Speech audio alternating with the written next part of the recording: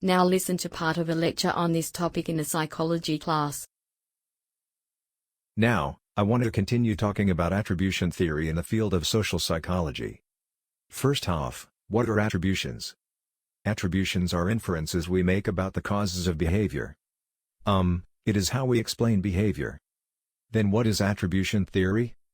Well, attribution theory proposes that people tend to give a casual explanation for other people's behavior or actions. In other words, it is about how people explain behavior, and not how people should explain behavior. One type of attribution theory is dispositional attribution, which assumes that a person's behavior is caused by internal characteristics, which means the behavior is caused by something about the person. Let's say, there is an all-A student, Sarah, at school. Lately, Sarah hasn't been doing well in one of her classes. She has been distracted, and has not been focusing on her chemistry class. So she went from the best student to the worst student in the class.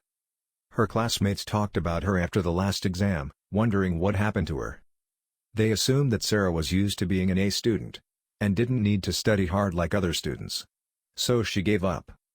This is an example of dispositional attribution, since Sarah's classmates made their own assumptions, that Sarah's poor grade was a result of her pride and lack of effort.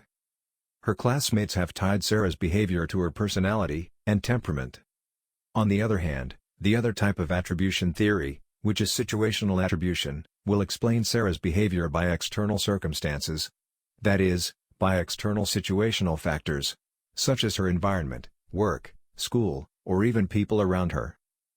With situational attribution, Sarah's classmates will assume that Sarah's poor grade was influenced by her sick dog at home.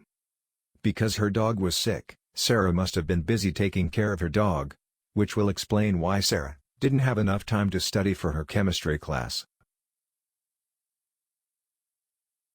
Using points and examples given in the lecture, describe the two types of attribution, dispositional attribution and situational attribution.